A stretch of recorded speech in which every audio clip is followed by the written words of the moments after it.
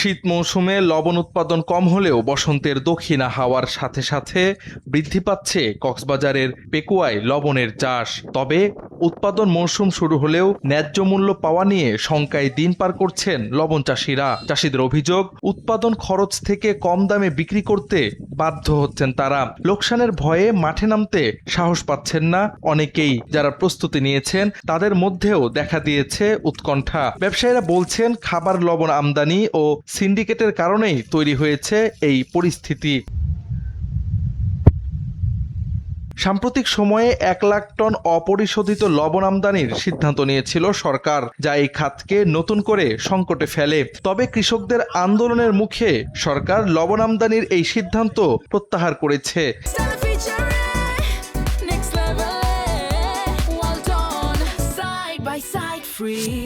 এতে লবণ চাষিদের মাঝে স্বস্তি ফিরলেও ব্যবসায়িক সিন্ডিকেটের কারণে ন্যায্য দাম না পাওয়ায় অনিশ্চয়তা কাটেনি এখনো। চাষিরা জানান, লবণ বিক্রি হয় মন হিসেবে। সরকারি হিসেবে যেখানে 40 কেজিতে 1 মণ ধরা হয়, সেখানে মহাজন ও ব্যবসায়ীরা 55 থেকে 60 কেজিতে 1 মণ হিসেব করে লবণ নিচ্ছে। অতিরিক্ত ওজনে লবণ দিতে গিয়ে মাঠ পর্যায়ের চাষিরা চরম ক্ষতিগ্রস্ত হচ্ছেন।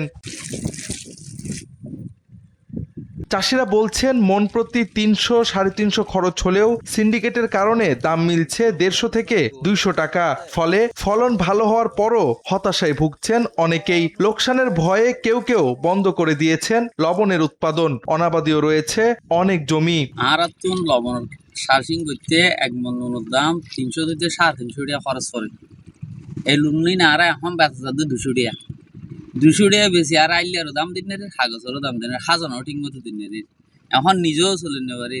গেল বছর প্রত্যেকটা সার সাইতো 2 লাখ, 1.5 লাখ, 2.5 লাখ টাকা ডস আসছে, 2.5 লাখ, 2 লাখ, 1.5 লাখ টাকা লস আছে। এবছরও দেখি দিয়ে লসের মুখ, গরিব কিনে মানুষ আরো যাই পড়ে। আরো লবণের দাম পাইছে 150 থেকে 200 টাকা।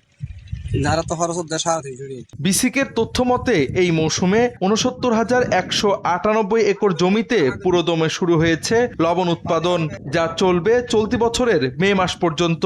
তবে ন্যায্য মূল্য না পেলে এবং সিন্ডিকেটের অপতৎপরতা রোধ করতে না পারলে হুমকিতে পড়বে এই শিল্প, বলছেন বিশ্লেষকরা। রোদে পুড়ে চাষিদের ঘামে ভেজা পরিশ্রম যেন বিফলে না যায়, সরকারকে সে বিষয়ে নিশ্চিত করতে হবে বলছেন সংশ্লিষ্টরা।